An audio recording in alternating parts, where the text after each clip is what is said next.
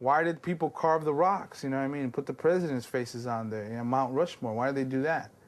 They got a big kick out of doing big faces, or did they want it to leave a mark? They wanted to leave a mark. They said, these people right here, they are our founding fathers. So we're going to put their big faces on this mountain, and fuck who don't like it. So the fucker got up there and started chiseling out his fucking nose and the eyes and all that shit. Who gave him permission to mark that shit up? You know what I mean? Maybe the Indians had a problem with him putting that fool's face on the mountain. How come he didn't get arrested? It ain't no different, man. That ain't your fucking mountain that you inscribed that name on. It's not really like an addiction, but more like a sickness. You cannot control yourself once you start, if you really understand what you're doing. The minute you get that first tag, you feel like I could have done that better, and you gotta keep moving. The repetitiveness of it gets really addicting. Every time you do it, you're like one step closer to your goal, whatever that may be. Graffiti is about being loved, hated, whatever, just being recognized. The egos, the beef, the jealousy, the law, the sicknesses, the injuries, the hatred, the violence. That's graffiti. I believe there are a lot of misconceptions about graffiti. I think it's nonsense to say that graffiti is black or say that hip-hop in itself motivates or pushes graffiti. It is not one type of person that writes graffiti. It spans. It ain't even about my face. It's just about a name. It's somebody's alter ego, and it's telling its own story. Graffiti is just what it is, man. It's just writing on walls. They said, don't take the apple off the tree, and now we are with graffiti up on the wall. So people got to do stuff they're told not to do. I write graffiti, and you got to deal with it.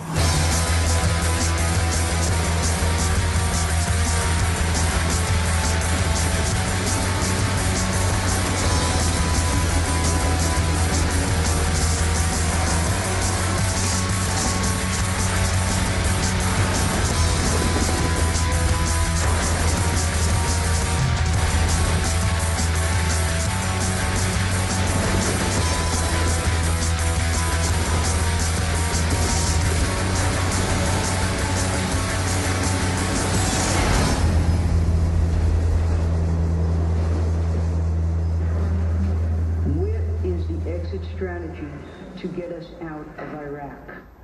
That was question number one. Number two is a very simple question. Why did I start doing graffiti? I was always like that kid to try to get everybody's attention in class. At home, I don't know, I guess I was just like scared, you know, like I wasn't allowed to be free in my speaking or my behavior or anything, you know, so I like played the flute, but then my father like made me stop doing that as like a form of punishment for me getting in trouble for something. It's the only thing I liked, and you just took it away, and like, you know, that's exactly what graffiti was. It was like that one thing that I could like, you know, jump onto and then slide down out of the window of my life. I saw somebody doing it on a piece of paper, and I was like, wow, that's dope. And then I couldn't do it, and it was like, damn. I started noticing it everywhere, and I was like, fuck. It was just so sexy, and I was a horny teenager, you know? Hit those streets. It was bad, really bad, you know? I mean, of course I stole, but like, wow, writing on shit? So many things could go wrong. You could really get in trouble. It was just crazy. Tagging is like the most buttery essence of fucking graffiti. You know, like, no matter where you catch a tag, especially in New York, somebody's gonna see it. Some kids I know like come through and they say like, yo, ear snot, that's you? I saw that shit down by the banks. I was like, ear snot, what's that? And I was like, it's the first time I've ever heard that. That's kind of, it's kind of cool. I mean, I like this feeling. What is this? This is, you know, and then it's like, I used to write ear snot really legibly because I really wanted everybody to see that shit. I didn't want ear snot just to be for graffiti writers. I wanted it to be for everyone. Like the tag is like, you know, your signature, your John Hancock fill-ins, okay, pieces, and murals, ugh. Get a graffiti coloring book or something, you know what I'm saying? But tagging is where it's at. Oh, tagging is the best. Write little messages, you know, you can like see where somebody was from that day just from seeing like all their tags with that one red mean streak. And then you meet up with them later, they're like, yo, you were in fucking Elmhurst, weren't you? Yeah, I'm up. That shit is just like timeless. You can do it in daytime, midtown, easy. Just fucking catch mad tags, like mad big. People in suits like, I didn't see that. I like it, especially when I can see the cop, and I'm like, catching my tag, and then and done. Circle, underline, star. You know, I can see where you are, so I know that I'm not getting caught, you know what I'm saying? This is the nature of me and most graffiti writers. You don't want anybody telling you what to do. You want to fucking break the law. You want to take that chance of getting caught, and you love it, and you love fucking with them and being like, well, you know, I'm going to do it again and again and again, and there's nothing you can fucking do. I'm going to be fucking bad. You can make laws. It doesn't mean, like, you know, everybody's going to follow them.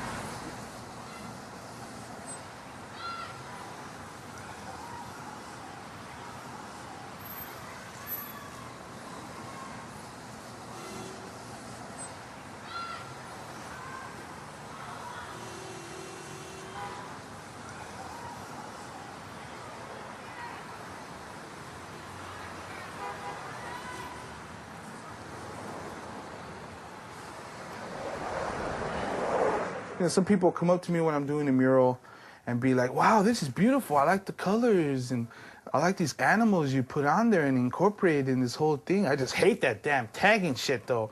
And I tell them, it's the same thing. I mean, it starts with a little tag, and from the little tag, it gets a little throw up, and the little throw up gets a little burn, and a little burn, it goes into a piece, and the piece turns into a mural.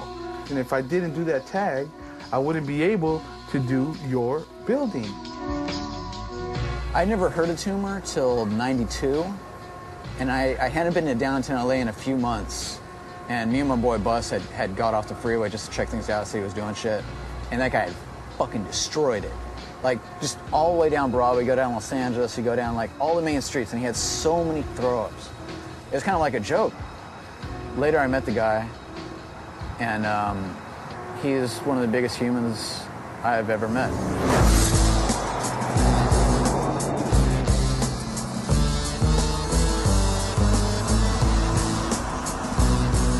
To be a graffiti writer, man, I feel that you have to hold down your fucking name. That's it. Not just write on the wall and be a fucking piecer or paint in your backyard and send it to a magazine. Like, to me, graffiti belonged illegally. That's where it is.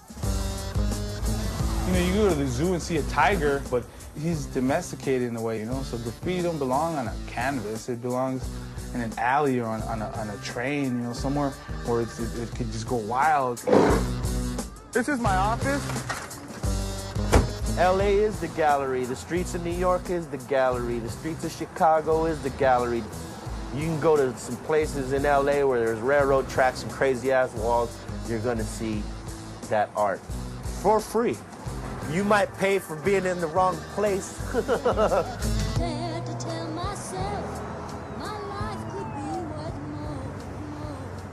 To be a graffiti writer in LA, it's like gangs don't like you and cops don't like you. So you're in the middle of some fucked up shit if you live in the hood.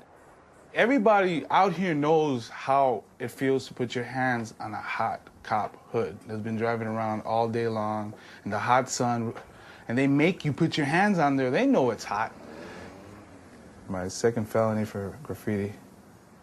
I deal with the consequences. I'm not one of those dudes that blame it on society or people, whatever. I did it, I went to jail, I came out, I did it again, went to jail, came out. Do it again, get killed, die, go in heaven, catch some spots.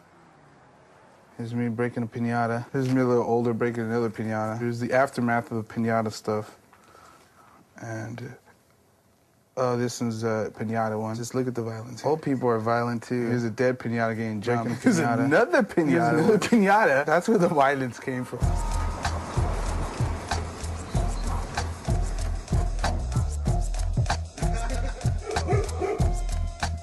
I brought this motherfucker up since he was a little ass fool, and he takes care of me and I take care of him.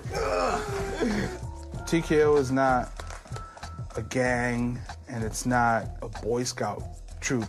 They're a bunch of vandals that hang out together and vandalize or paint graffiti. The original name for TKO was Total Chaos. There was a lot of gangs around here. There was two big gangs. These guys would think I would be from this gang, and these guys would think I'd be from that gang, so they always try to jump me. How many bullets did you have? I took 5 bullets. Right here, my arm, in my head, and in my chest. So we started hanging around with each other and protecting each other, and that's how it started. It's like safety in numbers, you know? There's people in Canada now. There's the East Coast, the Midwest, the South, all over the West Coast. There ain't nothing I could do. I can't get rid of them. It's not like, you know, we made a plan. It just happened, you know? And if I shave my head, it's not because I belong in a gang. It's because it's cheaper to shave my head than go to the barber every weekend and get a haircut. Gang graffiti is gangs marking their territory. Graffiti is marking your name everywhere to let everybody know, this is me, I was here, fuck off.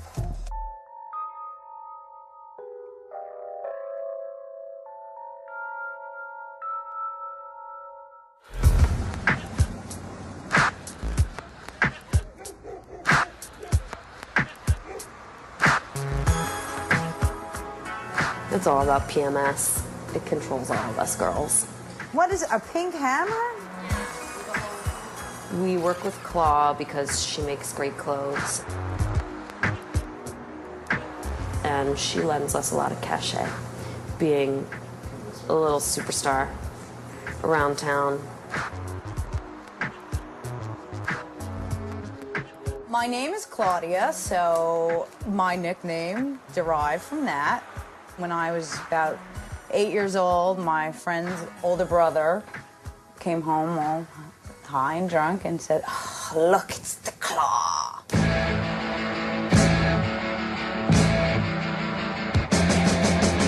At a time in New York City history where a lot of shit's already been done, trains aren't here anymore, I think people need to do things to stay fresh and interesting, and I thought, like, an icon that represents what her name was, that was pretty exciting.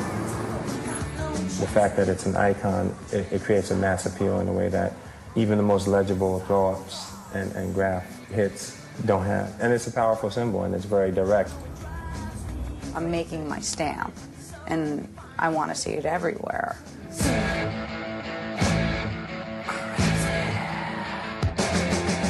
If you don't bomb, then you can't peace. Don't bother. If you can't support your name, then you have no business writing graffiti, because graffiti is not just the pretty part. Piecing is kind of the glossy exterior. It's like, look, we're artists, but to get to that level, you had to spend a couple years on the street creating a name and a rep for yourself. When I first noticed her claw symbol, I thought her whole fashion background, claw, her real name, her personality as an individual, it all kind of came together, and using that icon was perfect. I mean, it was unique in its own way, but yet it's kind of summed up who she was, who she is. Pimpin' man slut, power money sack, painting mad spa, huffing mad skunk, punching many suckers.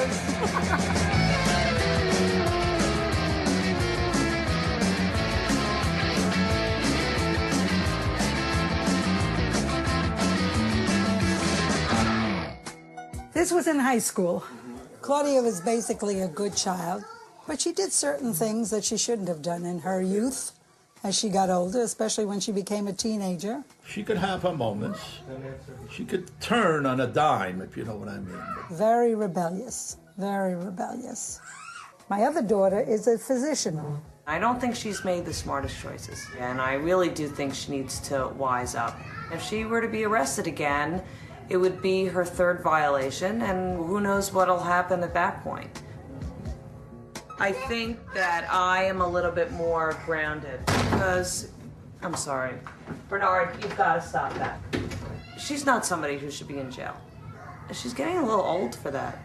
Claudia, in her art right now, at this moment of her work, she has not let me in on exactly what it is she does. Maybe she's afraid to tell me because she thinks I'll worry even more. It wasn't something that I cared to elaborate on or, you know, even wanted to bother trying. My mom kind of sees things her way. And no, it has nothing to do with that, please. I have not learned to appreciate graffiti art. I don't think my mom really likes graffiti art. I remember her distinct reactions were, why can't you paint a tree or a flower? Why do you always have to write your name? It's so immature. She produced graffiti? She did graffiti. I really kind of never really talked to her about it. She couldn't understand, or I don't know, maybe I just never gave her the chance to. I think she doesn't tell me where she's going, because if I knew, I might drive over there and pull her by the hair back into the car. So that might be one of the reasons why she doesn't mention it to me.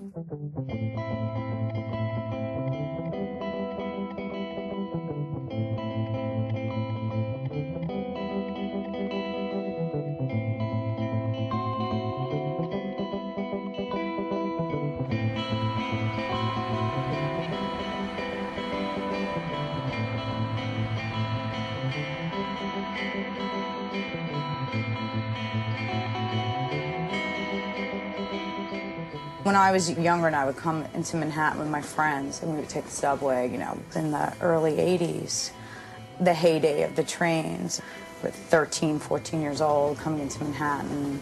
You would get on these cars and you would be just so impressed. It was unbelievable to like travel in this like shuttle of art.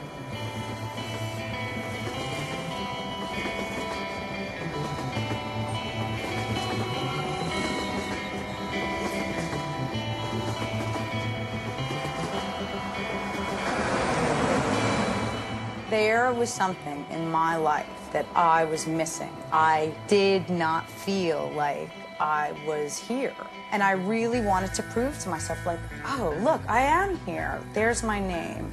Graffiti just kind of drowned out all the insecurities that I had about myself and just made me feel like I could really do anything.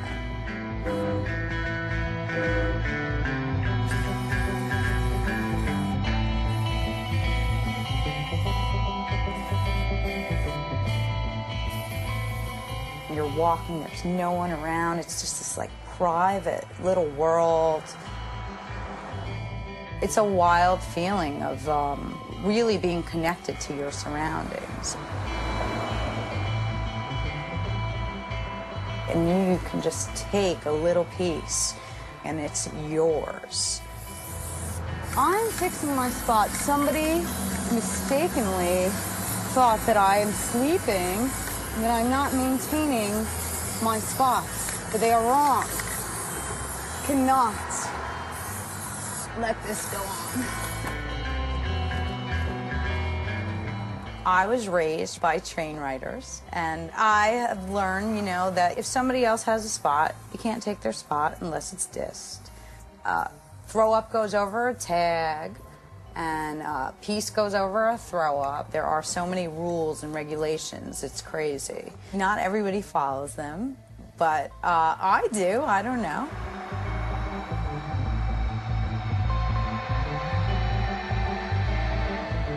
My boys from MBS. This will take 4 seconds to get rid of this. One time I was working on Crenshaw, a sign, all of a sudden I heard a backfire, found a bullet hole in the sign. So somebody apparently had maybe shot at me when I was out there.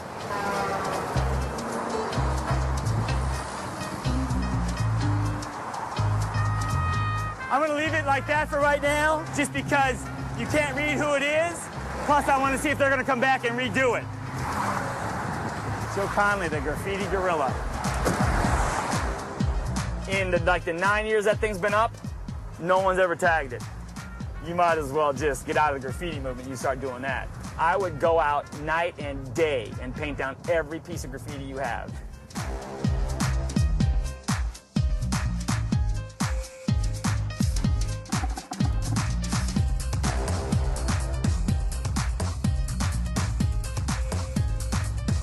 I mean, I've talked to lots of artists, lots of them. I give them a business card. I tell them if they come through my neighborhood, I paint this stuff down. You know, it's not the personal, it's just business. So, you know, some people aren't going to like what I do. I don't really care. I'm not a vigilante, I'm vigilant. There's a big difference. Confrontation is his middle name. He's done a lot. He's cleaned up all the graffiti and gotten rid of a lot of the crime. We like Joe. Joe's a good guy. When I started down here, these houses were $189,000. That guy right there is selling his house for $1.4 million. There's a kid that's writing up here. He's trafficking to school this way. He's only doing graffiti this way, and he hit all these stop signs around here. Everything around here, just a little with a grease pencil. Here he is right here, see? So see, now he's got some skills, because see, now it's darker. See, his old stuff was faded. So see, I would take a picture of this, because I'm going to go to school and ask all the kids who BLT is. And I know it ain't bacon, lettuce, and tomato. So, and then they'll tell me who it is, and then I'll go to his parents' house and have a little chat with him. And then that'll be it for him in my neighborhood. You get a kid and you bust him in his school for graffiti and you think you got him in trouble. When in actuality, what you just did was made him a hero amongst his peers. Now he's big time. Now he's hardcore. You add validity to him. Anti-graffiti, my friend, no tolerance. And look who they gave it to. Nubian Madman, No Mercy, 9mm, Nymphomaniac. Those are the things that I made up. Now, the other things that I heard, no money, no muscles, that all that stuff. This is Philly, and we quit to hack a cat. You know, in Philadelphia, there's no cakewalk. Philadelphia graffiti is basically a hybrid of graffiti tagging. Here, the tagging form is actually the most important. When I say hand styles, that's what we call tagging. And I believe that's just the script style that everybody does. When you come to Philly, you realize that you can evolve that even more. We have maybe 8 or 9 different varieties of tagging styles that everybody basically has to learn. I've never seen anywhere else in this country or around the world where people will write their name from the ground to as far as they can reach and not being a piece or a throw up, but just being a tag. This was kind of plain, so I would be like, just to add a little bit more depth to it. Plus, I want to confuse people. I don't want everybody to always read what I'm doing. So that's basically how we're getting down in Philly. We have letters that stand up and letters that lay down. Now that's N, M, with the crown naturally. Letters that are so complicated that they mirror a heart.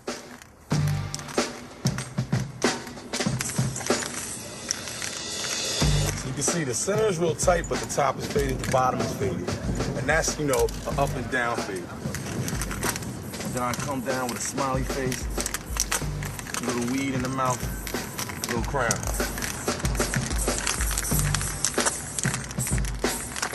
That's my name backwards.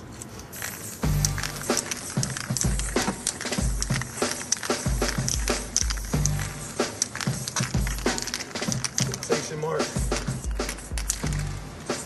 No emphasis. Man, I hate y'all.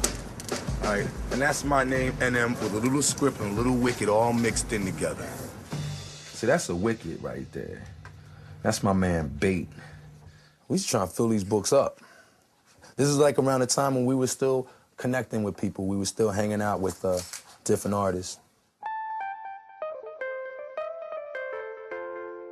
I grew up in a very diverse area. Germantown has the best of both worlds. It's not too far from a pretty nice neighborhood, but, you know, you can still buy crack.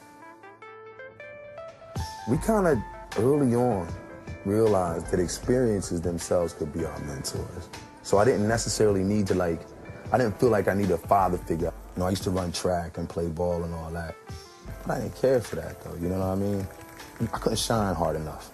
I thought my name was so cool, you know, I wanted to blast the whole place with this NM tag, you know, and I thought that everybody was going to love me. At first, they hated it. And I got to admit, I had a sloppy hand. I didn't have that kind of control at first, but what I did have was a passion to bomb. You know, a thorough graffiti writer that ran the city. That's what I wanted to do, you know what I mean? I was living it. I would go out, boost, come back home, hide my paint. Moms would try and keep tight tabs on me. I'd try and slip out. I see she found my paint. Where my paint at, Mom? You know what I mean? And she'd be like, what paint? He got in trouble with the law, and I had to go get him out of jail for graffiti writing, and then I was just totally upset. And I didn't associate it at that time with that little boy of 7 and 8 who said he wanted to copyright his cartoon characters. What I appreciated was that he had a passion for it, that it wasn't going to go away, that he was going to continue to find opportunities to paint. But it was also during that period of time when a lot of things were happening to young people in some of these neighborhoods, and I was afraid. I was afraid for my son. She would ask me, don't write on anything in this neighborhood. You know what I mean? Like in her mind, she'd just be like, just don't make me see it on a day-to-day basis. Because at one point, I went bananas. I had destroyed just about everything because I had a bus route that ran by my house. I had to let people know that was my route. And they come through my hood. This is my route. Ain't nobody bombing nothing around here like I'm bombing it. You take a bus route, a Charlie route, subway line, and that's your route. You route from the beginning to the end. And it can't just be tags. It's got to be throw-ups. You got to do street letters. And yeah, you got to drop pieces. You got to show them you can take them to that level. These kids are coming out and they do throw-ups everywhere. I'm the king, throw-up king. I'm like, that's just one part of the game. You know what I mean? That's like saying I'm the best baseball player in the world, but you can't hit. All you can do is pitch. You're not the best baseball player. You might be the best pitcher, but you ain't the best baseball player. sometimes we used to keep a dummy paper, like saying we had permission from the owner in case the cops came. Or if we didn't have that, we used to tell them, like, do you honestly think we'd be out here in the daytime unless we had permission? You could go down the strip and see a rally. NM. You go around the block, I might have a burner. And now you look up on the rooftop, you see a straight line. I didn't just bomb it with cans. I scratched the windows with rocks. Took markers to the mailbox, the signs, stickers, whatever it took. MPH, North Philly Hustler. I bombed that whole neighborhood. That ain't the only body out here, trust me.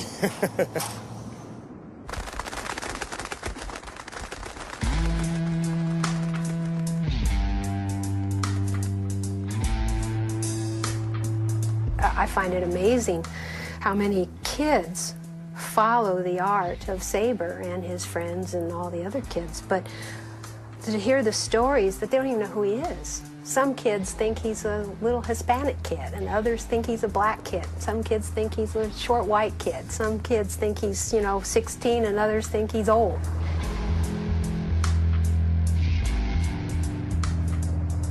I've heard that I was dead many times. Graffiti is all about gossip. Hi, sweetie. This myth, it follows him, but it's a very two-dimensional character of who he is. He's infamous, if you will. He's got a larger-than-life persona as far as his graffiti accomplishments and his name. Laser blasts and gem spinners. That's Sabre's reputation. And he's a pervert. The first day I got my name was the day after I had my first sexual experience, and I saw the letters, and I saw that was the most amazing letter combination ever. Like an S in the beginning, an A is beautiful, a B in the middle, which makes it symmetrical, coming back into itself, the E to balance out the A, and then the R to kick it off. It's just like the sickest letter combination yet, I think, personally. And so I'm walking with her, holding her hand, crossing the street. She gets hit by a car, gets smashed, was lying on the center divider, leaking out of her head. And simultaneously, I'm looking across the street, and the kid who gave me my name was getting jumped by these serious gangsters. Basically, the two worlds of women and graffiti were just unfolding to me in this like hellish turmoil tornado of like, holy shit, this is what I'm in for the next, the rest of my life. When I would tattoo him, he would come and he would just unload on me this whole pent-up ration of shit. It's just like fever of Sabre. My whole family are artists, and both my parents graduated Art Center, so I grew up at Art Center and seeing hyper design, seeing car design. I freestyled everything. I had a general plan, but nothing too specific. Started getting the blue tape out and just started taping out shapes. This is too hard, so I gotta make it softer. He drew every day since he was 2 years old.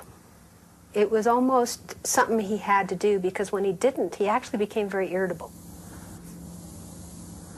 I didn't have any brothers or sisters to beat me up. I spent a lot of time by myself. I remember getting in fights in kids in first grade over who was the best artist in class. I was the only kid that was willing to fight, so.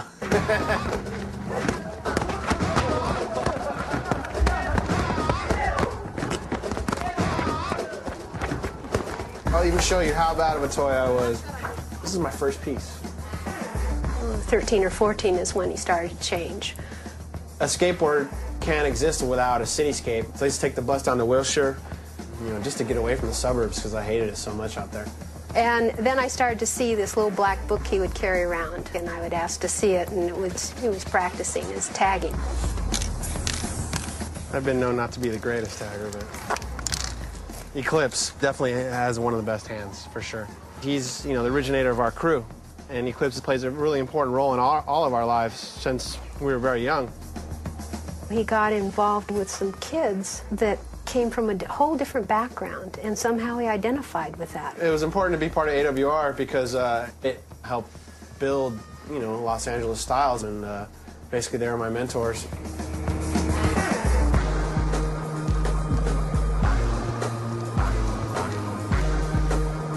One time I went to drive his car, and it was so bad. How could you get 32,000 miles on a car that's less than a year old? He would take 30 to 40-mile runs several times a night from where we lived in Ventura area, clear to LA, to Orange County and back again. And in his trunk was solid spray cans.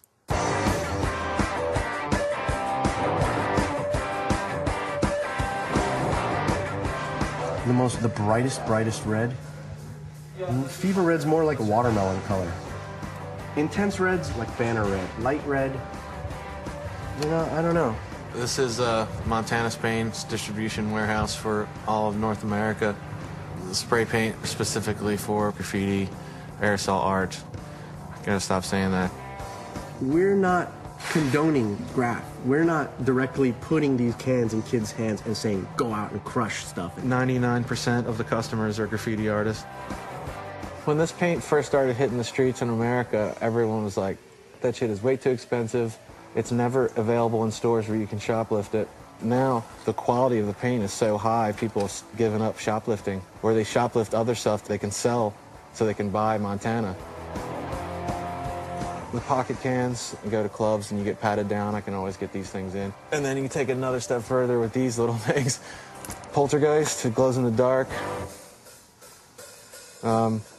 This stuff, it's just paint remover. This is a must-have as far as I'm concerned because I've ruined so many jackets and shoes.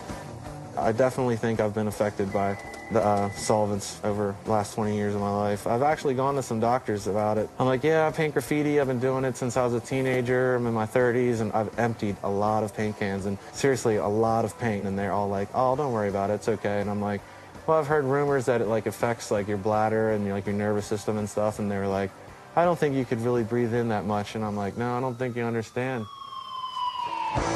The place is probably half full. There's probably about maybe 40,000 cans of paint in here right now. Knowing that people go through that many caps in like 2 weeks is like, that is a lot of vandalism. Like, holy shit. You guys got to send us a bunch of pistachio next time. Have I ever felt guilty? I don't think so. No. There's graffiti in the world. I'm not the only guy that's gonna write graffiti. I'm not gonna stop writing graffiti because there's a guy that has to clean it up. I hate to sound like a stupid teenager, but that's his job. I'm helping him out. Like, if there weren't people writing graffiti, they wouldn't need this guy, you know? Care less. Everybody feels sorry for somebody. I have a job too. People have written graffiti on my store before, and I'm like, okay, you know what? That's okay. You know, like, I can't control that. I'm not gonna get all Christian fundamentalist about it, you know, like, oh my God, your morals and your judge, you know, I mean, come on. Just let it go, dude. I hate religion. I hate fundamentalists of any sort, and I don't believe in a fucking snake in a tree. I'm not stupid. The Bible, it carries a message. To take it literally misses the entire point. And that same very message can be found without any knowledge of religion at all. Like, people will be good back to you if you're just good to people, like, you know, if you're honest. Like, those are things that people realize, you know, without religion having to tell you and make you feel guilty about shit. That shit is whack.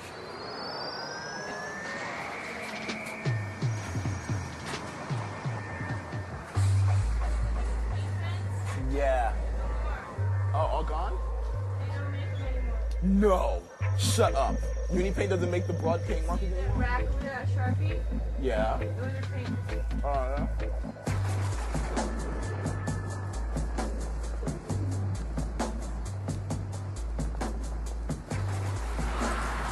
You don't need to be fucking David Copperfield, fucking David Blaine to get a couple of markers out of a store. But it helps in tight situations, you know? I shoplifted since I was like, what, 5, 6? It's like a game. You go in the store, you G them up, like, hey, what's going on? You got that customer shopkeep thing going on, and they have no idea that you're stealing, no idea. Or they know you're stealing, they've seen you in their mad times, and they still can't fucking stop me because I'm so nice. Me and him are like dead opposites. I think of consequences that aren't even there. And with him, it's just, you know, I feel like getting a CD player, or I feel like getting this or getting that or whatever, and he'll just go out and do it. There's mad things that I will not pay for, will not pay for. Will not pay for any type of Gore-Tex jacket. I will not pay for any type of like meats, like chicken cutlets, steaks, won't pay for that. Definitely racking that. I've spent money on shit before, you know what I'm saying? And then felt like really stupid about it, like, yo, I could have racked that shit. How do I feel about it? It got me through high school. These markers suck. What a waste of my time. I mean, I'll take it, but I'm not gonna be that happy about it.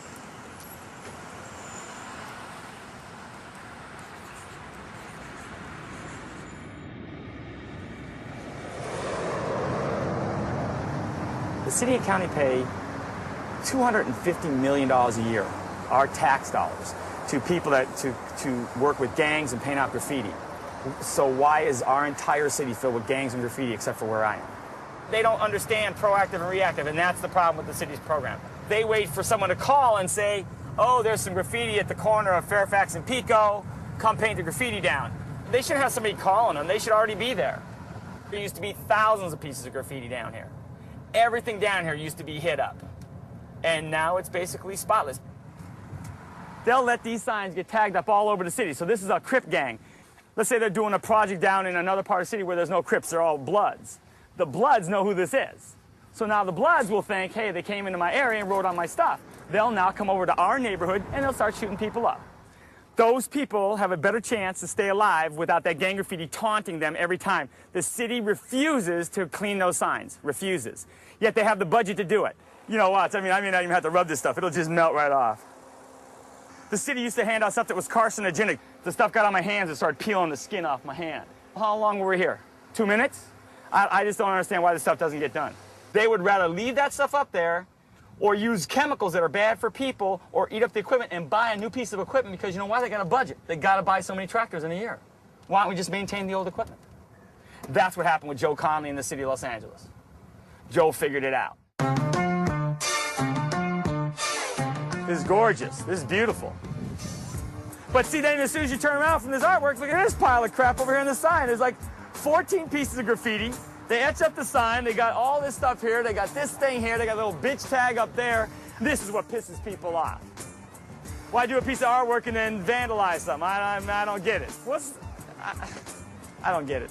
This wall hasn't been patrolled for a long time, and when you don't patrol your walls, these toys just start fucking around and painting over it. And you run out of this kind of paint, but you're way in the middle of nowhere, you know? So what we do when we run out, there's a little bit left, is you piss inside to make a little bit more. You leave a little bit of yourself in every wall. I want you to put sticks under those posters and have characters holding it, you know? It'll incorporate it to the wall. That's some clever shit. Don't do drugs. It's a T-E-E-K-A-E-O-H. And it's T-K-O. It never looks like this. It's just, you know, a little sketch.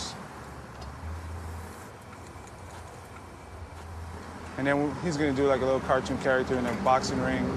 Kids like that type of stuff, and the people like it. They appreciate that type of stuff, and they leave the wall up longer, you know? I was 2 years old, and my brother and my cousin were hearing the ice cream truck pass by, and they were like, go get us some ice cream. You know, me like a dumbass goes across the street, grabs the ice cream, comes walking. As soon as I get a little taste of ice cream, a big truck comes. Bang! And since then, I was just always interested in colors and art, you know?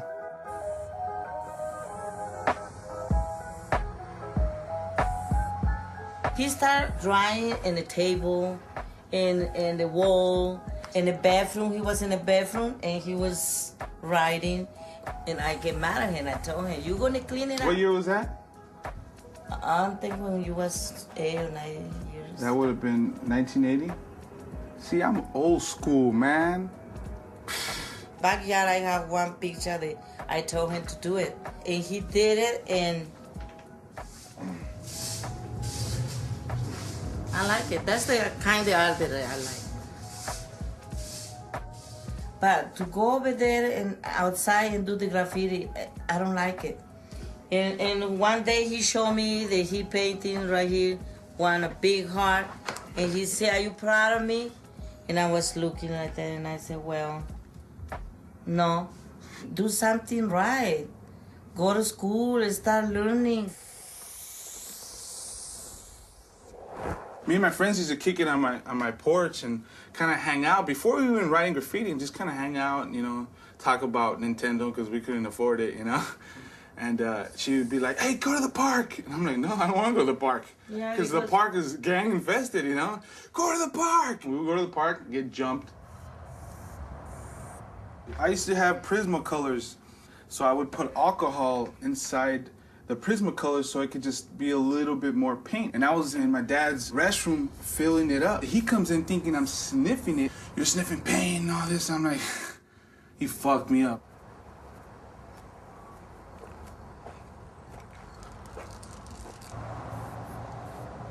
When I'm painting the graffiti, I feel good, man.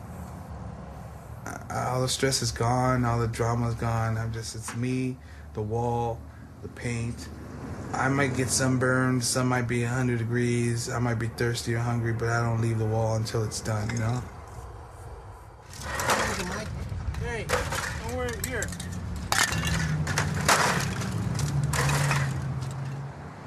I should have added more green stars. Next time. Hopefully tomorrow we could get something bigger cracking. It's gonna say Sabre, but it's gonna take me a minute to get to that point. Looks a little messy now, but by the end of the day, it's gonna look real nice. S-A-B-E-R. You know, I mean, there's a lot of math going on. There's a lot of visual math going on, and people don't realize how much math really goes on to do a piece. It's like with our pieces, we like to break them down to as if they're actually in fighting stance. The R leg is cocked a certain way and has parts coming out that'll get you, or when I have certain center points to a piece, I'll guard them with little, like, spike connector laser things or whatever you want to call them. I remember even being young before Sabre was super big, people kind of being attracted to his stuff because he was young and he was doing really technical pieces and he was very productive. And, you know, he hit good spots. He wasn't that guy just walking down the street, just tagging on everything. He was the person that would take the spot and make the most of it. Sabre's known for just going all out. He's known for doing things that, like, people talk about doing, but nobody ever really has the ambition or the drive to really try to go out and produce and accomplish. As far as the West Coast is concerned, he's produced like probably, you know, 4 or 5 of the like 10 most monumental pieces and works of graffiti. Things like the bridge on the 5 for GK, you know, that MSK billboard right there by the Capitol Records building in Hollywood. You know, those things are just like colossal. So it took me and Zess about 3 nights, and it's actually about 3 stories tall. And the funny thing was, when I finished it, I get a phone call from GK, early as hell. "Your S looks like shit. You need to go back up there and fix it." And I was like, ah! So I went back in the day and fixed the S, and then I figured out finally it's done.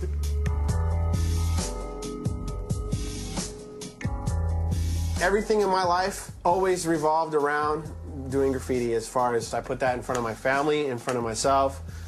You know, I've put my parents through hell for this. There were points that became very low, yes. In fact, it was very disruptive to the family, to my husband and I as a couple, but also as a financially, it was hard on us. We both had jobs that we had to maintain, and it's kind of scary when you pull up from work and you see a police car outside your door, and you're not sure if it's just because he's in trouble or they're telling you something worse than that. Because I've known his friends have been killed, have been shot, stabbed. I've known that he's been beaten up so bad one time that I thought I was going to lose him with his eye. He wasn't going to have an eye, and he had brain damage where he had to go back through training, educational training. And years later I found it was his own friends that beat him up to jump him into this sort of quasi-gang thing. And I had brain hemorrhaging and short-term memory loss. I was in the hospital for 2 weeks. His knees are blown out, his shoulders are blown out and can't be repaired. Things like that to me have nothing to do with the art. I couldn't understand how defiant he started to get, and it had just gotten to a point where nothing worked. Praise didn't work, threatening didn't work, punishment, restrictions. Eventually I told him, I'm gonna do this anyway.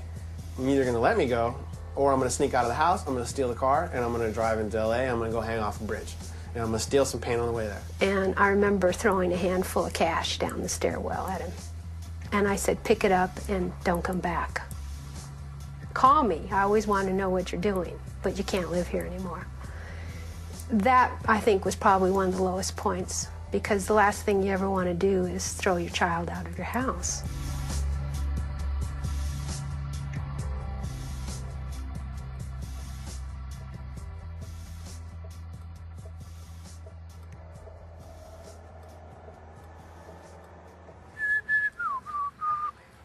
Somebody caught a tag inside my E and like went all over my whole shit. Like, oh, there's this guy right here, expert. He's got a tag in his doorway. Yeah, I want it to be clear that, you know, I fucking went over you. You know, like.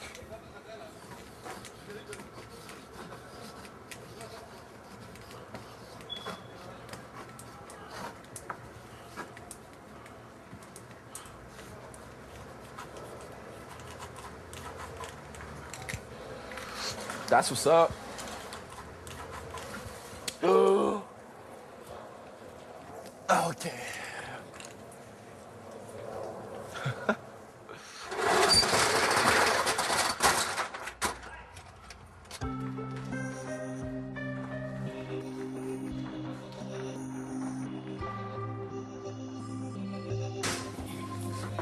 Whoops.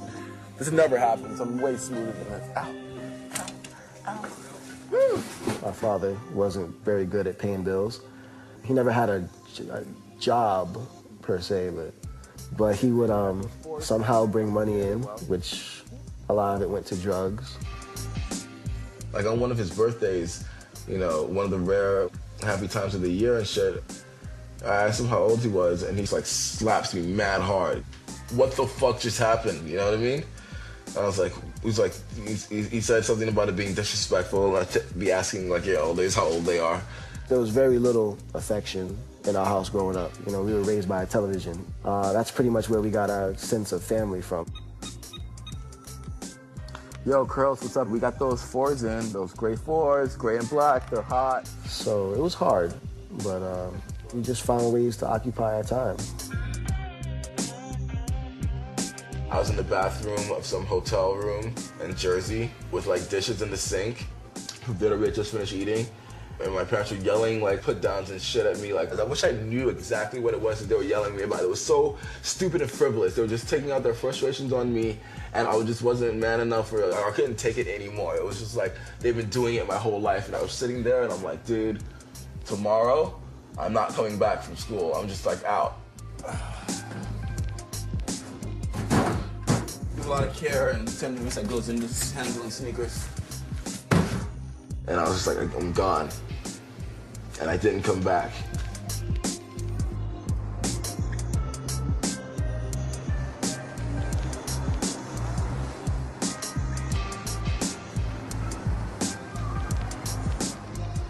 I just turned 17, I think. So I didn't finish my senior year of high school. I didn't finish at all.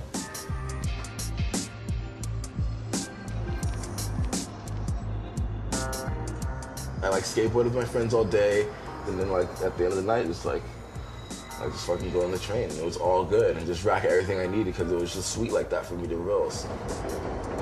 He had like a Mountain Smith backpack on the front and a Mountain Smith backpack on the back, and a skateboard and like 2 bags in his hands, and just like a gang of paint and a gang of markers and God knows what else. Oh, like all my shit, you know, like I had my shit in my big ass bag. Fucking, I was just like my ill pillow, and I'll just like sit, and I'm on point too, you know, I'm not like fucking Daryl sleep. Everyone partying, like a lot of drugs, a lot of drinking. We were just young kids, just trying to have a good time, basically. It was so exciting because it was like everything was like so new. I'd never done anything before. You know, spend a week in jail, I'd be like, wow, the whole time, like, what's gonna happen next? Like, it's you know, I had bad fun. Toughened me up. All that stuff that he held inside just exploded out, and it was really a shock. I met my first, or just my only like boyfriend, Paul, And like, you know, I moved in with him in the Bronx. Total, like, domesticated, you know. I didn't know how to function in, like, you know, regular lifestyle. Like, you know, that was good. Homophobia in the real world is hard enough. Imagine what it's like in the graffiti world. You know, the fact that, you know, as a black man, he's standing strong as a writer and proud of who he is and his sexuality, I think is fucking amazing. People are like, oh, he's not even hiding it? Oh. I'm here to break stereotypes. That's why I like people know that I'm gay and shit and like fucking, you know, and man, I'll fuck you up as a gay person, you know what I mean? And I'll write graffiti on your face and shit. And I'll beat you in a fucking game of Jeopardy. And I'll fucking like, you know, run you in some 100-meter dash. And fucking, here comes the helicopter, so we're gonna chill.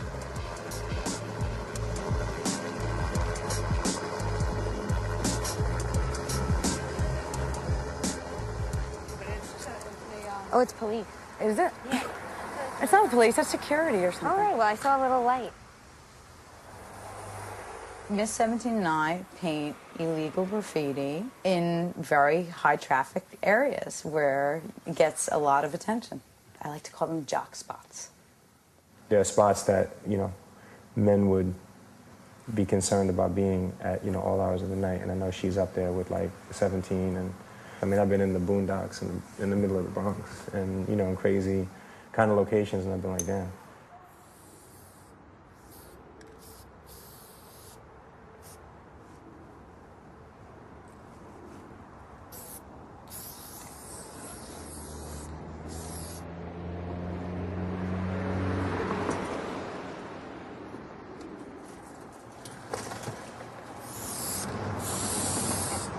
Chill, chill. When we go out bombing, we are one unit. I mean, we just take turns. One of us is going to look out, eagle eye, every direction, make sure nobody's coming. That's how you have to do it. If you don't have each other's backs, no one's going to get your back for you. PMS for life. It's the only crew I will ever rep. Going to these really fucked up neighborhoods, and essentially I'm this little white girl running around wherever I please, writing my name. And so when I teamed up with Claw, suddenly it became more obvious that I would be a victim because we had guys following us and we had guys trying to hit on us and didn't want to take no for an answer. This guy's backing up because he thinks we're hookers. They always think I'm a hooker. And a cheap one, I might add. Anybody messes with me, I'm gonna spray him right in the face. Stop! Hold it! Freeze! Now!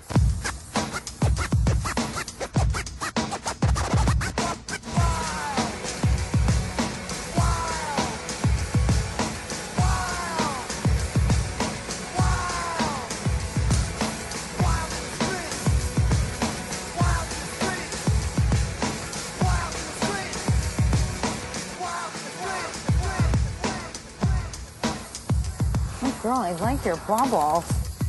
When we come out, if we just catch tags on the little bridge that's alongside of here, that should be hot because it's very. Yeah. A lot of out-of-towners are coming and bombing right up here in the little industrial zone and then leaving. I'm Wall City. I hit the Bronx. All right, let's go. What else should we do? We could do that shit on the Bruckner's, but right close to here. Yeah, that'd be great. Do we have to climb a fence to get in there? No.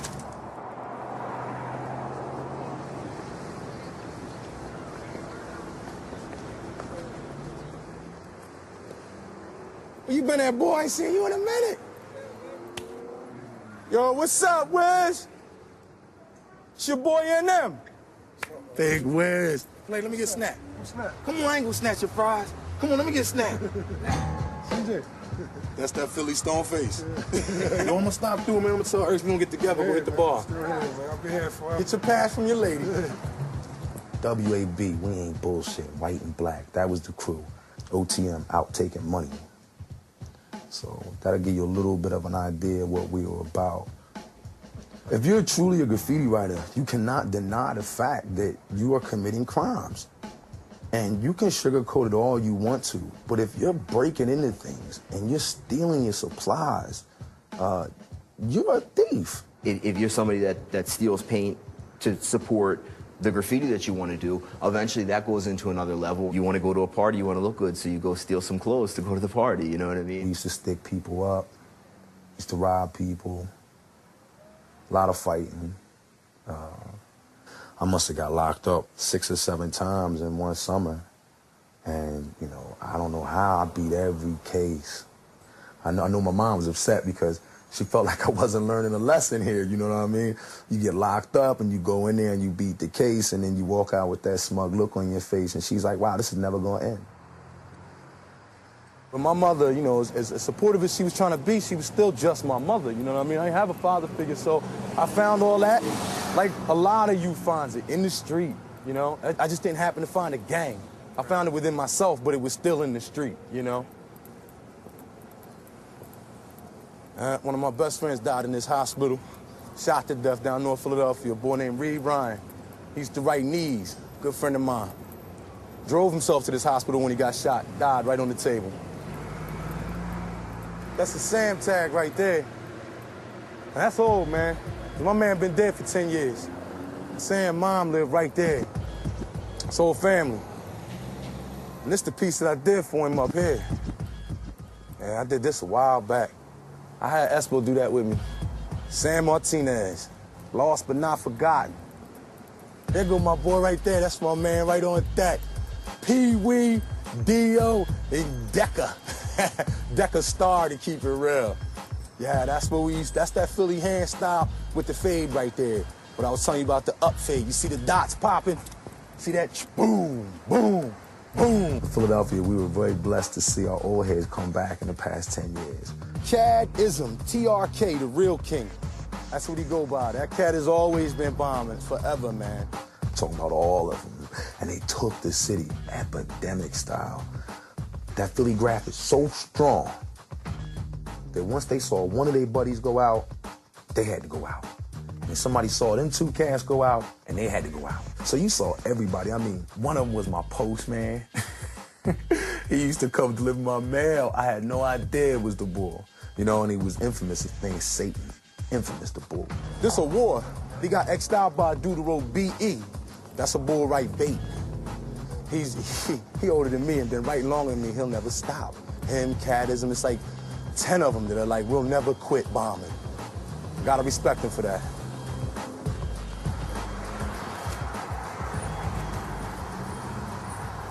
This dude's got 2 hip replacements. He had 1 hip replacement, he was out a week later walking around. This guy's just glutton, he's an animal. Well, I'm afraid of heights, but if I'm not willing to go where the kids are going, then they know I'm full of shit. Once I get rid of them on the street, they graduated to the billboard, so I had to figure a way to get up on top of billboards. And then once they figured out I could go up where they could go as high as they wanted to go, they stopped going up there. Because then there was no point. And then they realized they couldn't beat me. Plus, I was older than they were, I was slower than they were, there was more of them. And they, you know, so what's the point? If you know you're just gonna waste your spray paint coming in some guy's area, just find a different area. I mean, I can't stop them from doing graffiti all over the city, but I will stop them if they come in here. Nod is not. With a name like that, he ought to be not. One time the guys kept doing a billboard down here. It was like twice as high as that one. So when I was done painting, I put a memo up there to him. Next fucker up gets thrown off. Amazingly enough, they didn't do that billboard anymore. You gotta be a little crazy, I think. Otherwise, people don't take you serious. All my bitches. When I control a tag crew, I put that on top of it, so then they kind of know that they have to stay out. It's like a joke. Man, if they let me run this city, I'm telling you, this place would be running. And all I want is a percentage of what I save. Motherfucker, I'm retiring.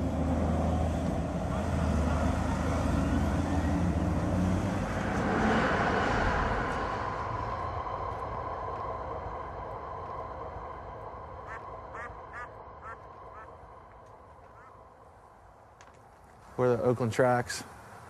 This is a pretty famous yard. It's been getting painted for a few decades. I've had many pieces on this wall right here. Oh, I like that Beats. That's pretty fresh. It has a lot of motion to it, you know? My styles flare out towards the bottom a little bit too because of the J and the E. Kind of reminds me of that a little bit, and that's why I like it.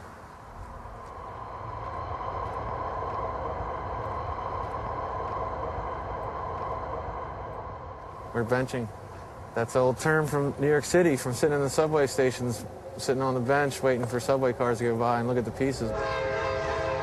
I know that people absolutely love trains and they're really romantic about it, but I mean, I love them too. I just happen to love writing on them, and I love seeing them with graffiti on them. The motion of it is a powerful thing. That tag I did in probably Baltimore and DC like 8 years ago. Man, it's come a long way. I grew up in Baltimore, like right on the edge of the city, suburbs. Right after my parents got married, my dad got drafted to go to Vietnam. He was a helicopter pilot, and their helicopter was shot up, and there wasn't one bolt found, a couple parts to machine guns, and they found my dad's gold wedding ring.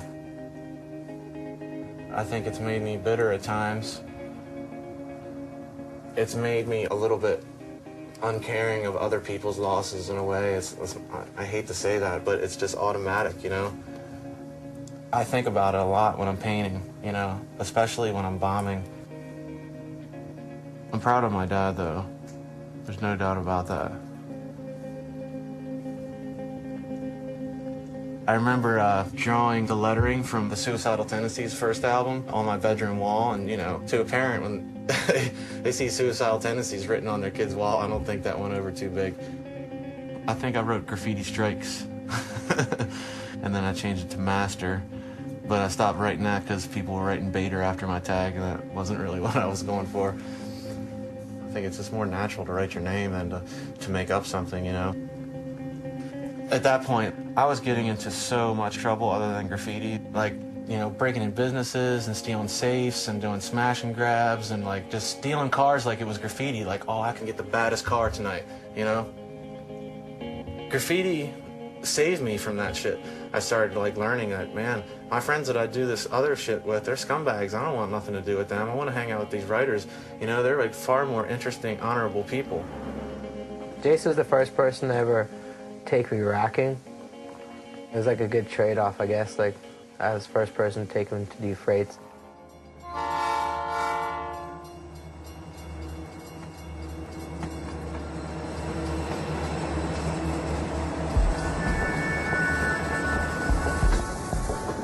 If you're a train cop in a certain city, you know, everyone painting freights, they're obviously not doing it while the train's in motion. It's only stopped in, like, this handful of places, so cops started to, like, you know, just happen by those spots in the middle of the night just in case. And, like, one time, I remember I was with Evade.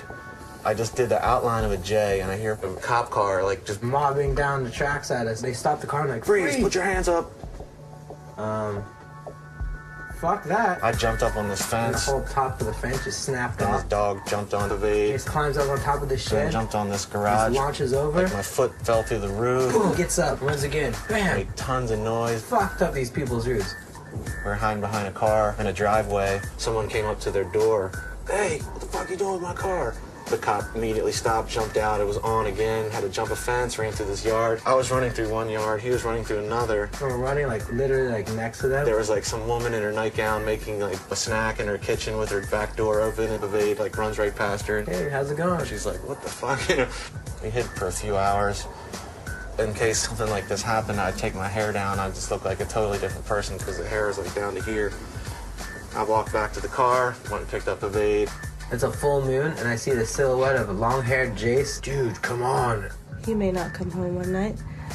Usually he comes back in the morning, but, you know, those are good nights, right?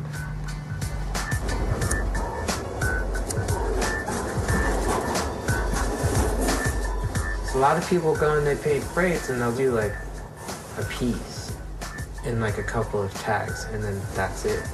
That's, like, the appetizer for him.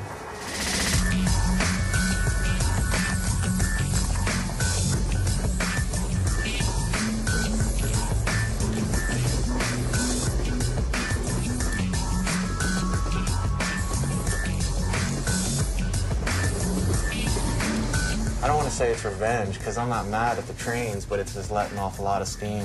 Just smashing car after car after car. And it's like I'm at war with the train, you know? When I've done every single thing in the yard, I feel so satisfied, you know, it's like the best feeling, like I'm not wasting my time. It all counts.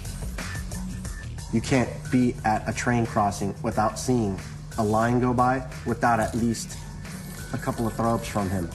9 times out of 10, you're gonna see at least a JE like hollow up there. And people like bet money on seeing a J throw up on, you know, at least one of those cars that every line that goes by. If you're gonna think about freights, you're thinking about Chase. You can't have every train. It's physically not possible. But you can have like one car on every train, or you can have one thing at every place where they keep trains.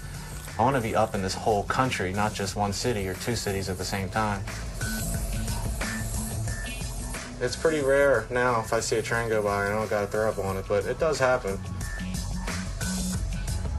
There's other people that can do it. No one's done it, and it's going to take you a long fucking time. I know that. 100 cars a night, 300, 400, maybe 500 cars a week.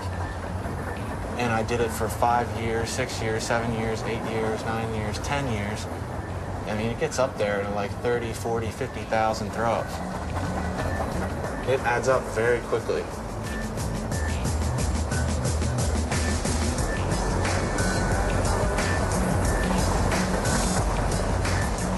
My graffiti's seen more of this country than I ever will. It's seen everything, you know? And it kind of takes on a life of its own when you think about that. I had 3 cars on that train that just went by.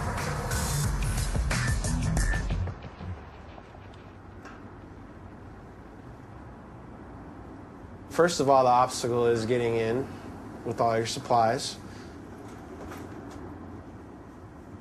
You have to be aware of who's around you, who's going to call the police on you. If there's sensors, you know, you don't go in there slipping.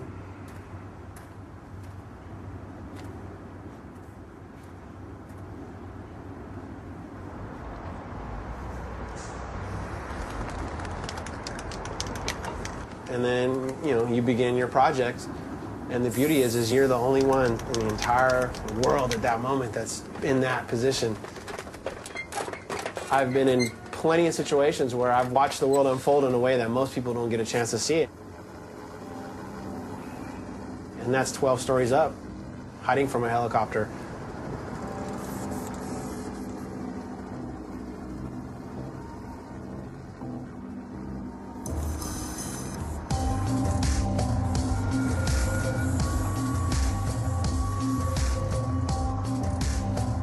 When you're that high up and you're that visible and you're doing something so big, they pretty much can see you from a mile away, possibly. So there's a person in there looking, and he has infrared if he wants it.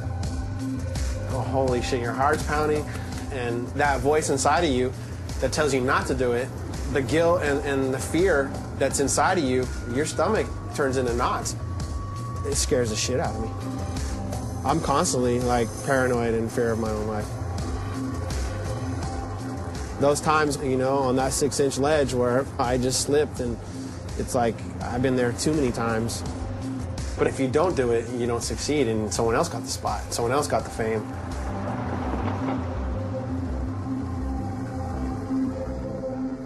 Every single graffiti writer is a manic depressive, insecure person, because that's the only thing that makes you want to go out and write on somebody's shit.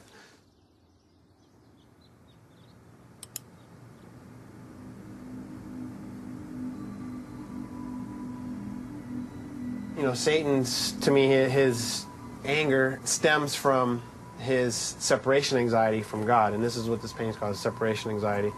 At this moment, I got him at his weakness for the love of God. I'm not trying to be goth, I'm not trying to be satanic. These things just come out of me, and I just paint them. Another Satan, but I think I need to paint another angel now to balance it out. Sometimes my imagination just kind of goes away with me. My dreams haunt me relentlessly. Terrible, terrible nightmares. I will wake up in this kitchen, you know, freaking the fuck out, or moving paintings in my sleep, or these weird spider dreams that are just ruthless. And, you know, I actually made a little spider and put it next to my bed so that it kind of is like my little spider protector and things. Graffiti flourishes where it's the worst, in the darkest places. You see things that you're not supposed to see. I mean, the amount of homeless sex that I've seen on the street is ridiculous.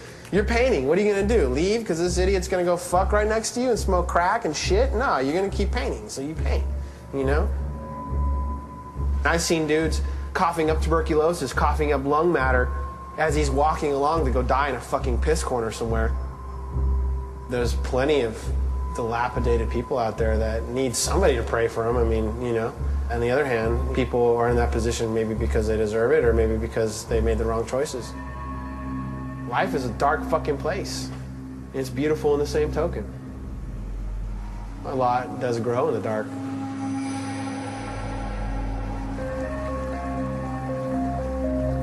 I've been coming here for 14, 15 years. But I actually fell in the river one time. I got caught in the currents.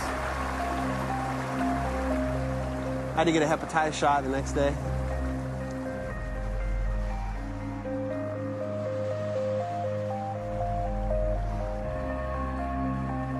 This place can be very dangerous at times. The freeway people can see you, CHP, the helicopters, and the Amtrak.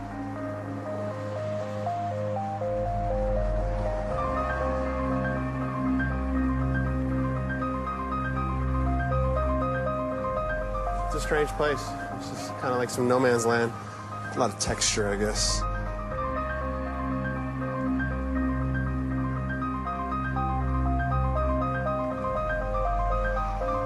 That's my #1 insecurity right there, and this is where I spilled the 5 gallons. And I just broke down that night. I beat the bucket for like 45 minutes. I've thrown a few fits over this fucking piece. Right now we are in the LA River on my old piece I did in 1997. Roughly about 55 feet tall by almost 250 feet across. By the end, it took about 126 gallons of rolling paint. It took me about maybe 35 nights to paint this thing. Actually, I blew my knee out on this piece. All the time on the slant, I created a groove in the cartilage, so I had to get surgery on my knee. I think the outline will hold at least under 10 years, but you know, this environment, it gets so much sun, it gets so hot, all this paint just gets baked every day. Originally, when I finished it, it was 97 gallons, but some asshole came from New York to diss it, so I came back and did the outline. In the long run, I'm actually really glad he did that because it humbled me. And the other thing is it gave me so much freaking fame in New York that it revitalized my, presence.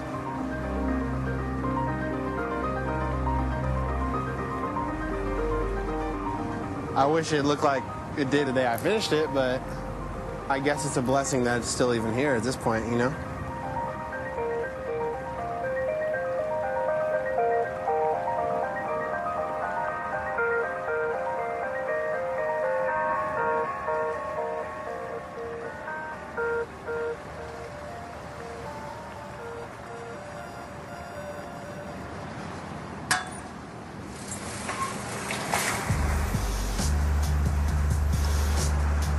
Every yard we have has a TKO, and that lets everybody know this is a TKO yard, come with respect. And they do. They usually just tag on the floor, We have a lot of different riders here from Europe, New York, Mexico, Canada, and they all left their mark here on the floor. They haven't touched the murals, they respected all of our stuff, and that's good. That's respect.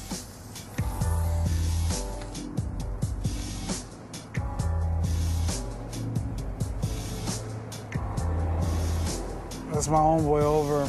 He was a young kid, 21. Earlier this year, he was murdered while we were helping tribe move her stuff. They fired one shot to the chest. And, I was trying to hold his chest in because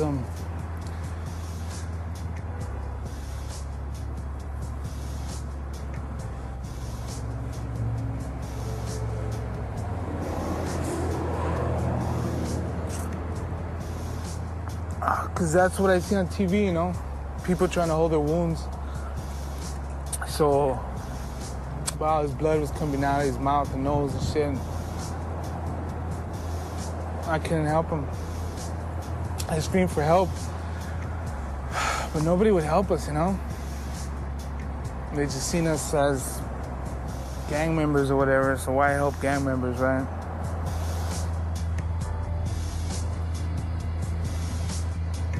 We're using the payphone. We're using a fucking payphone, you know? Honestly, it's just like the graph, man. It's a matter of the odds. You know what I mean? If you keep banging the same strip, the same street, eventually they're gonna catch you. You know, writers I grew up with, like my boy Sam Martinez, killed. Chicago, killed. There was, I mean, my boy Dream, killed. Reed, killed. All these people that I was close with, that I grew up with, that did the same type of stuff that I did. You know what I mean? They all died, and the rest of them, you know, a lot of them went to jail.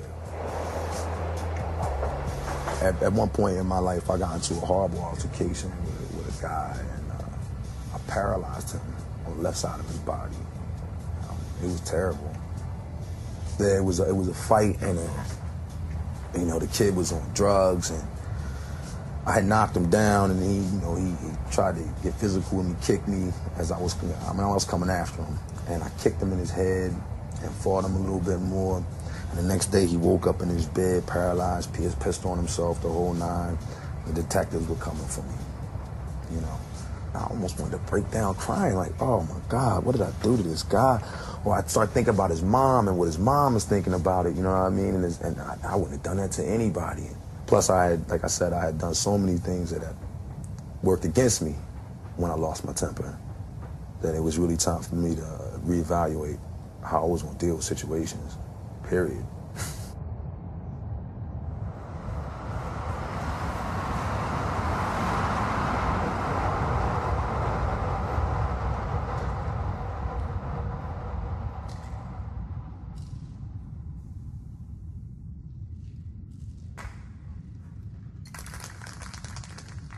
We're in the DuBois Tunnel in San Francisco. I'm only going over spots that are dissed and bullshit. Oh, it's too damn dusty.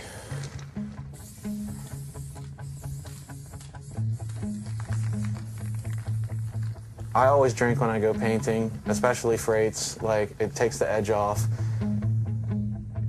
But Soap, you know, Bill Schiff, we were partners in painting all the time, and we were getting drunk and wasted. And 10 years went by, and I realized I hadn't gone and done graffiti once without being drunk.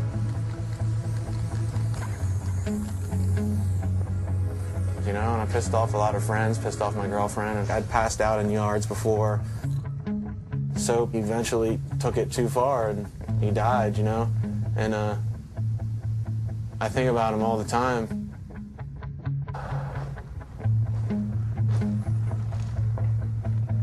But then there's the thing with bombing. My stuff looks fucked up if I don't drink because I'm scared. And I can't concentrate on what I'm doing, and I'm like freaking out on all the sounds I hear in the background, you know? I need to get wasted, or I end up just driving around the city all night looking at spots and not getting out and painting any of them.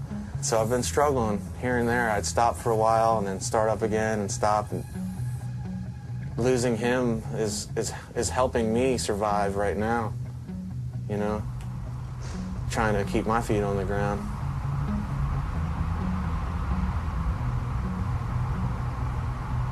I don't know, you may see me stumbling.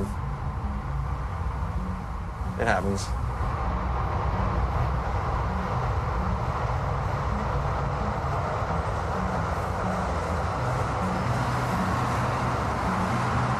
I have a bad temper, I guess. I'm comfortable being angry. It's roots from when I was like being a kid and had no control over shit, you know? Like all these types of people that don't want fucking violence and graffiti, but they still want all of the, you know, spice of New York culture at the same time. It's like, you know, come on. If you can't fight, then that says something about you. You're not gonna be able to survive on certain levels. Right now, that element is like gone out of New York. I used to be able to fight and it was okay and it's therapeutic, you know? The cops would just break it up and send you home. That was great. Now you fucking bump into some guy in the street and you yell at him. Some lady has already called the cops and they're on their way because she's on her cell phone. Oh my God, I gotta move out of the U.S. because I can't fight in the street. I need to be able to fight in the street because I'm an angry guy. And I'm gay and I'll fuck you up too. You know what? And I'm gonna get up all over your fucking neighborhood and shit. All this self-control and like, all this growing and shit. It's just like sucking the life out of earshot and I can't do it that much anymore. So I'm just gonna die, you know? So, you know what I'm saying? Like, I like to fight.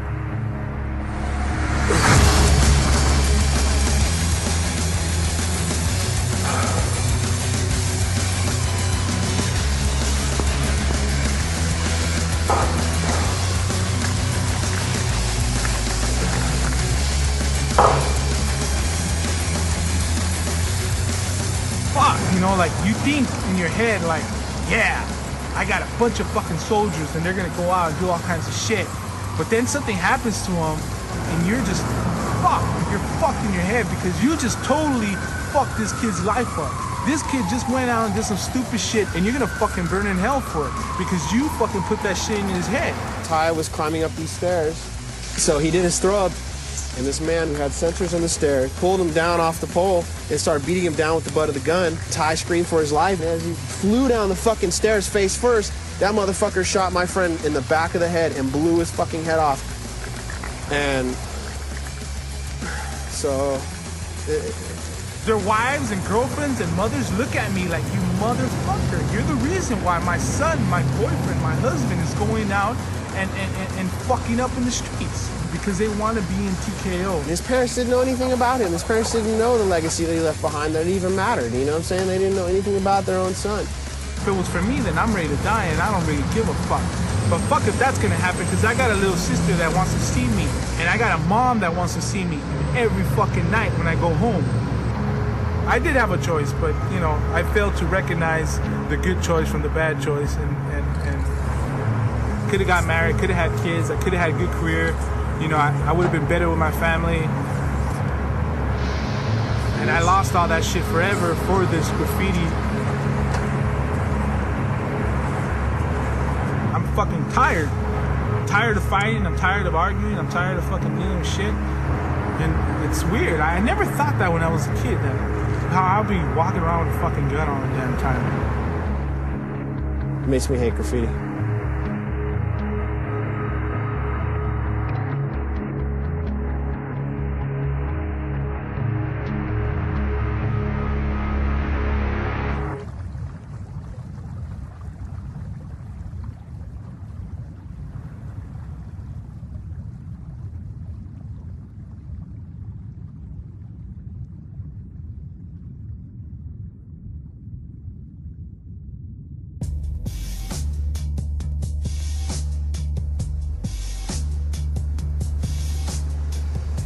They all got bad luck stories. Maybe that's part of the attraction of it. I don't know. I personally, I'm tired of going to funerals. I'm tired of giving eulogies. I'm tired of that. I just have like a lot of love for people that want to get out and express themselves.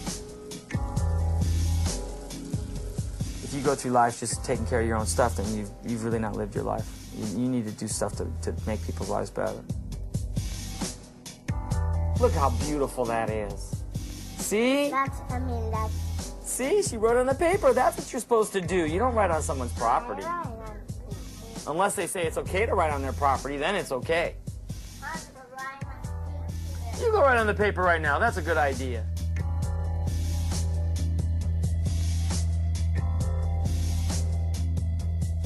I can control the destiny of these paintings a lot easier than I can my graffiti. And I'm tired of getting buffed. I'm tired of getting dissed, you know? You pretty much got to count on everything that you've ever done will get dissed, buffed, or fade away. There's over. He touched that surface, you know, he's gone. What sucks is that that's it for that kid right there. That's all he has left in this world. And one day that will be gone.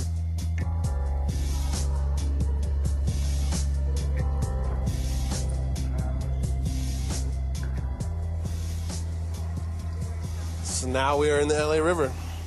It smells a lot nicer in here though. I had the great opportunity to paint this. An institution like this has never included graffiti, you know? What's more important, vandalizing or actually doing something that will last?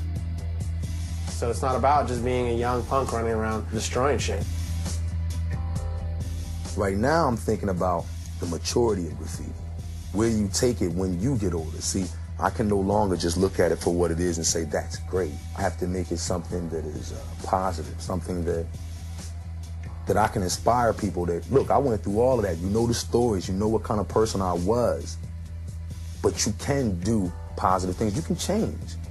I think that graffiti taught me my work ethic, respect, and I thought that they were just graffiti skills, and then I learned very quickly that they're life skills. I'm glad that she is respected and that people like her work.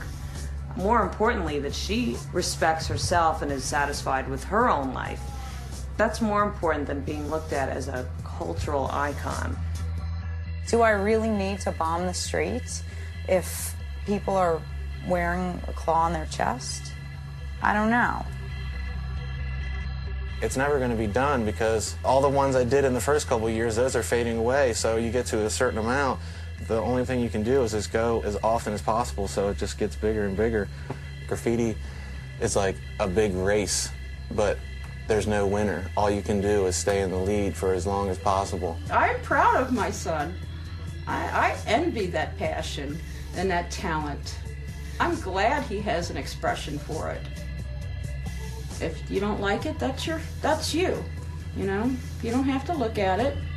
There's a train that goes right through the city here, 2 blocks from my house. Every time the train goes by, I look at every single car, seeing if I can spot Jason's art on it.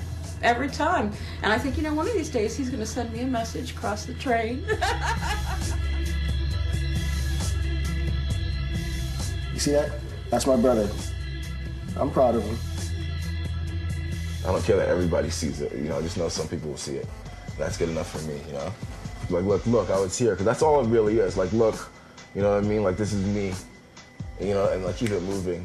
And like, mad people do it for the same community of people, you know, just so that they could be like, look, guys, look, I got a new one, you know what I mean? So like human for like people to want to do that, you know?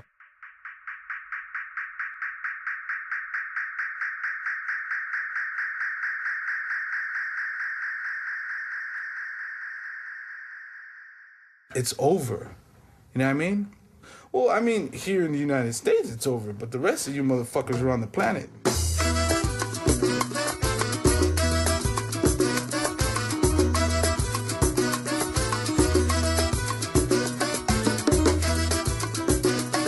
Hey, they ain't buffing shit out here. Shit's staying up. It's time to move. It's not even like I'm gonna like stop forever. I just have to maybe stop for now or for, nah, fuck that. I'm not gonna stop. See, I should just say what it was. The older writers came back because they had a midlife crisis. They got a little bit older. They see the young bucks coming out. They like, I used to do that and I was better. So they got to go back and do it. And I think that's what's going to happen to me at some point. Then I'm going to go through a midlife crisis, but we won't call it that. We're going to call it a comeback. You'll see me out there. Believe that shit.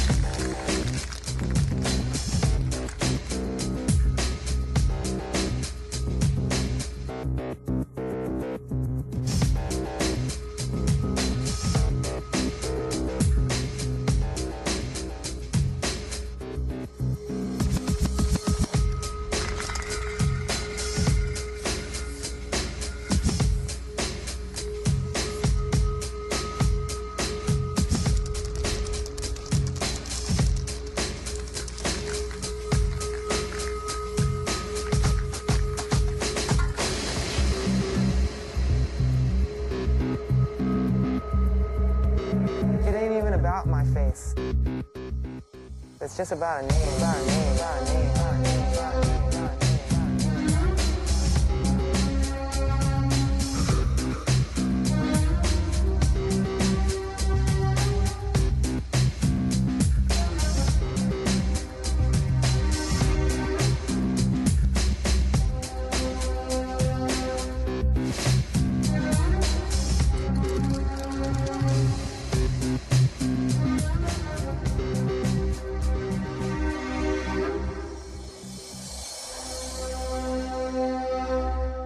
You want to date penguins, man, knock yourself out. I'm all for it.